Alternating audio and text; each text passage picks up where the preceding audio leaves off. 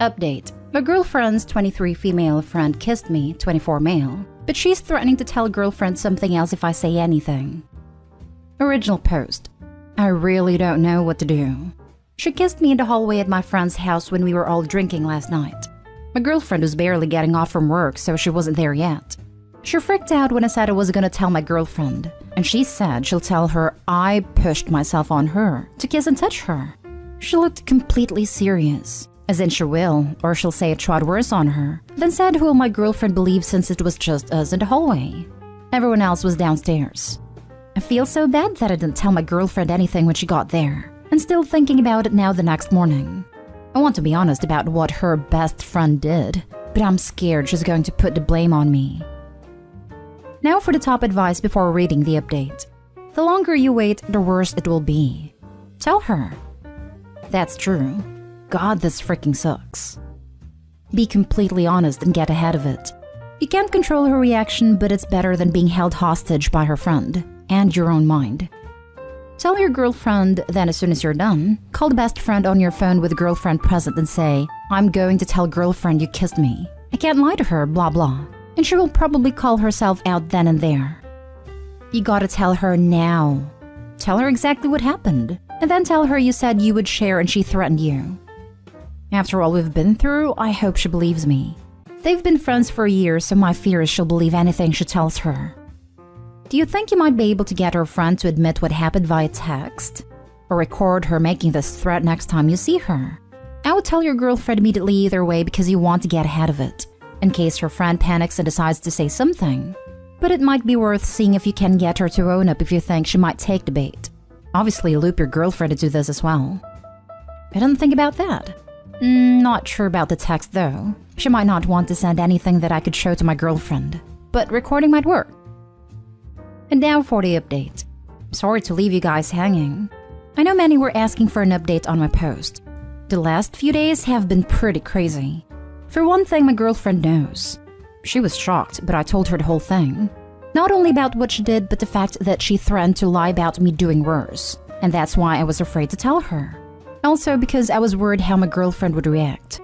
She was shocked and pretty confused, like she wanted to cry. And then I learned something messed up. This isn't the first time her best friend did this. But last time it was her ex-boyfriend from high school. Only her friend told her that it was the guy who kissed her. My girl believed her friend though, and that's why it's the next now. She started crying. We hugged and talked some more. Then things got chaotic. Her now ex-friend decided to stick with her threat and told my girlfriend a completely different version where I forced myself on her. Supposedly covered her mouth and tried to freaking violate her, but she managed to push me off and go with everyone else. Only my girlfriend did believe her lie, and they had a huge fight. Obviously no longer friends, and my girlfriend was pretty devastated. I hated seeing her so hurt, and wished that this didn't have to happen. Then to make everything worse, she stuck to her word and lied to all of our friends about what happened. Made herself the freaking victim and told them my girlfriend is supporting an offender over her own friend. Like seriously, it was freaking crazy. My girlfriend couldn't believe it. That hurt her even more. Our friends had texted her nonstop telling her what an awful person she is, that I'm a freaking monster and they're encouraging her to file a police report, which she was planning to do because that's what she told her cousins. That lasted a couple days. It was so stupid though, because if something like that even happened, why would you not tell someone right away? At least some of our friends who were at a party didn't seem to buy her story. Not all of them, but at least some. We got sick of this garbage. So my girlfriend went over to her house and she convinced her to admit it was a lie. I don't know how she did that, but my girlfriend said it took a lot of talking. Plus, she managed to catch some holes in her lies. Then an hour later, she got a text from her saying she's sorry about spreading those rumors and asking if they could talk because she doesn't want their friendship to end this way.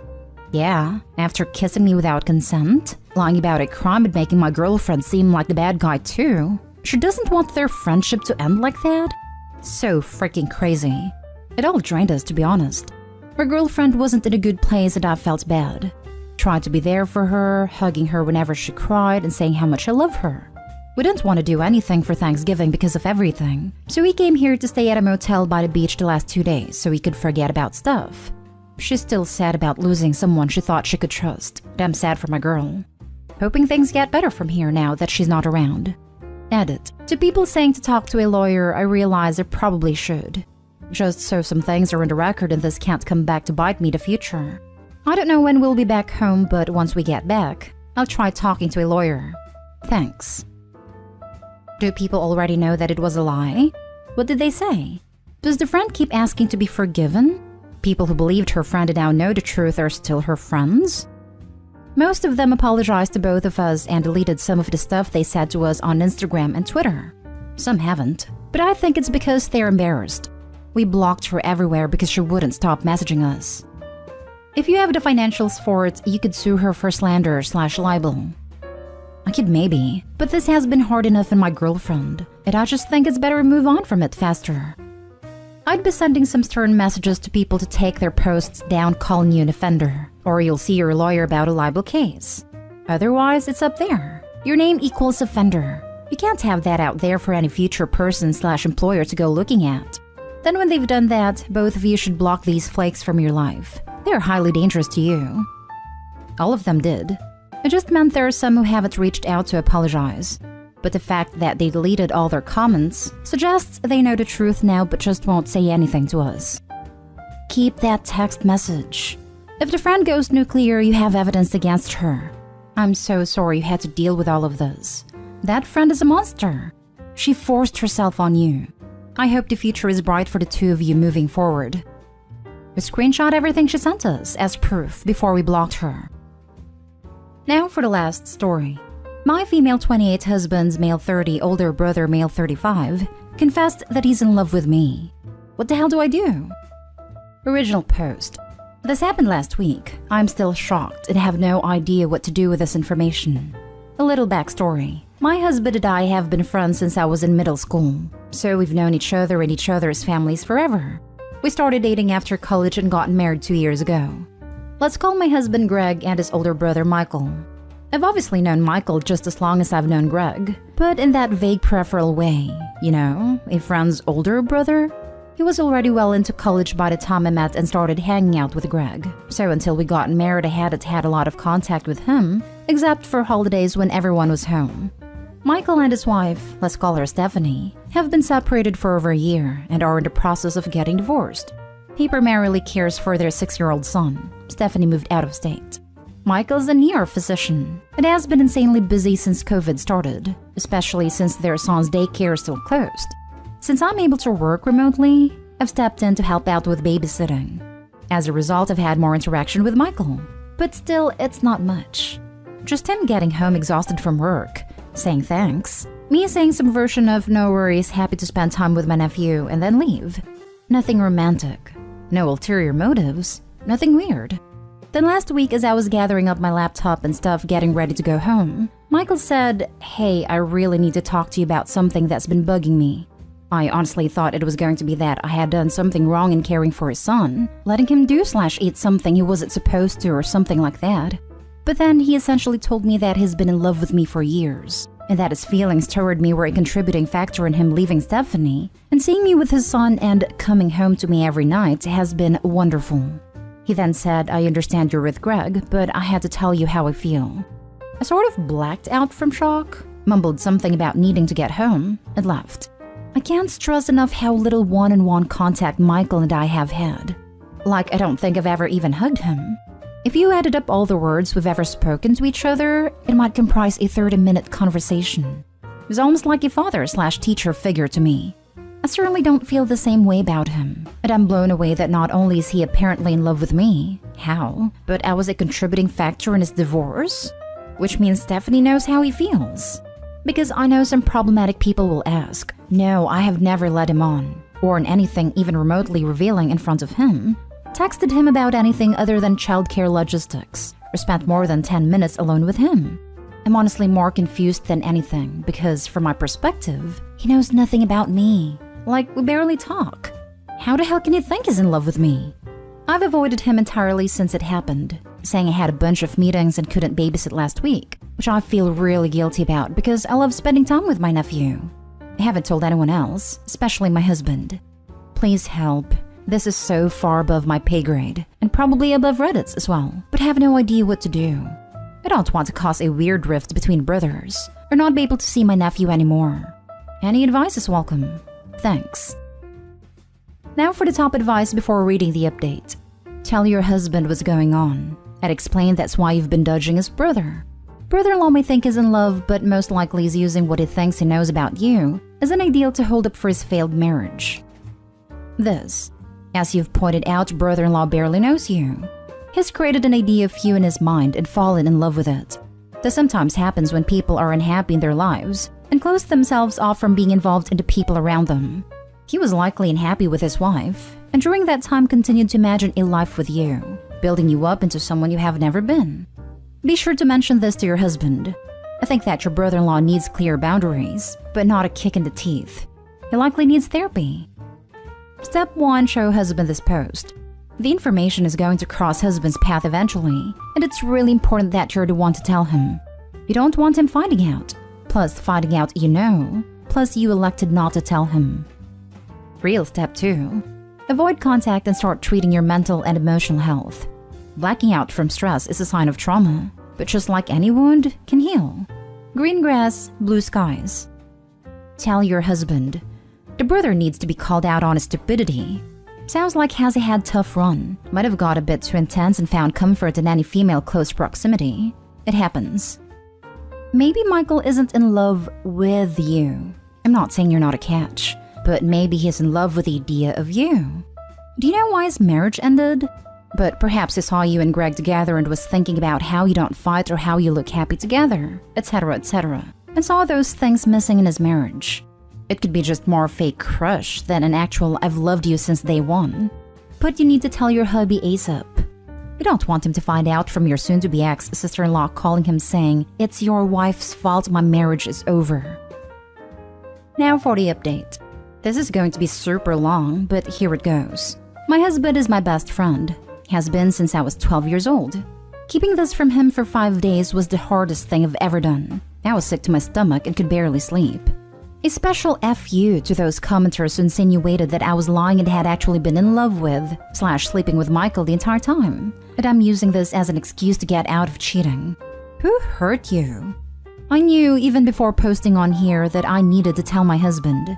But being the conflict-averse, socially awkward / anxious person I am, I sort of hoped this would all go away if I just ignored it like nothing happened, or pretend I had gone spontaneously deaf.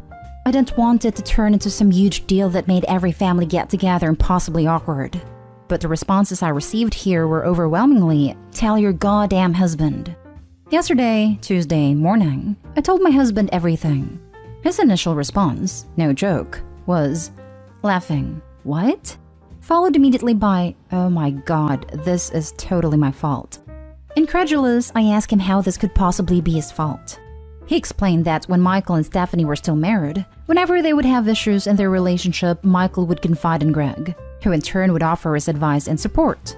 Being a protective little brother and upset about how Michael was being treated by his wife, Greg would apparently always use me as the good example, in contrast to Stephanie's bad. She was a bit of an a-hole, to be fair. Insisting that Michael deserved better, deserved to have a relationship like we did, a wife who loved him as much as I love Greg.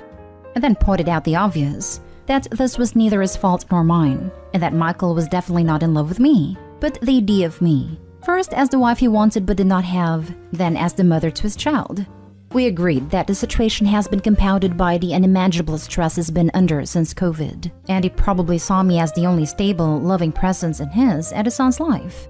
Because my husband is the kindest, most empathetic, most amazing man on earth, and probably a better brother than Michael deserves, to be honest, he wasn't even angry. He was sad. He knew as well as I did that Michael was not actually in love with me.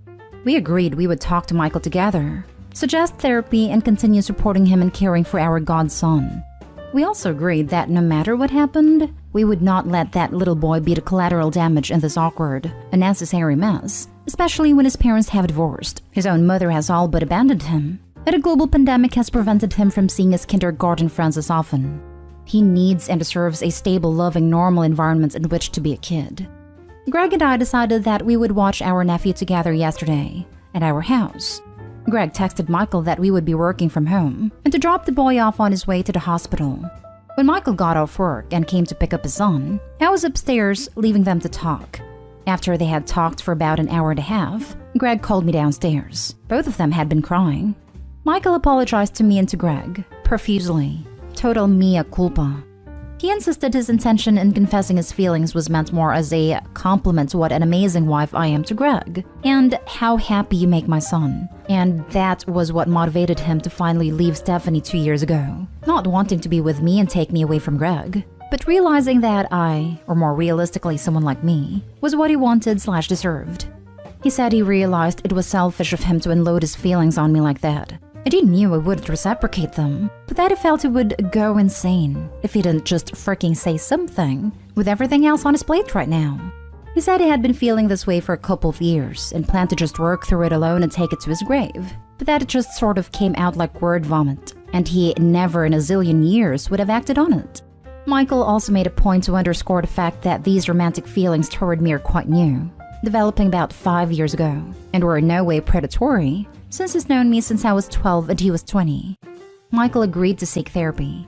Greg and I even offered to join him at the sessions if he thought it would be helpful. Greg and I will also still be helping him with a son. He works insane hours, and is new to the whole single dad thing. Any babysitting will be done at our house, not Michael's from now on. For those pointing out that Michael can afford alternate childcare for his son, that's not the point. His son, our godson, needs a stable environment filled with family and routine, since his life has been pretty much uprooted by the divorce, his mom leaving, and the pandemic. Until his school resumes in-person classes next spring, we'll care for him as a family. Greg and Michael's sister and parents, while they know nothing of this mess, share in the responsibility as well, so it would not be totally in our hands. All in all, I don't think any of us could have hoped for a better outcome to this weird situation. Happy to have everything out in the open so we can move forward. Thanks again for all of your advice and kind words. I have the best husband, salt of the earth that one,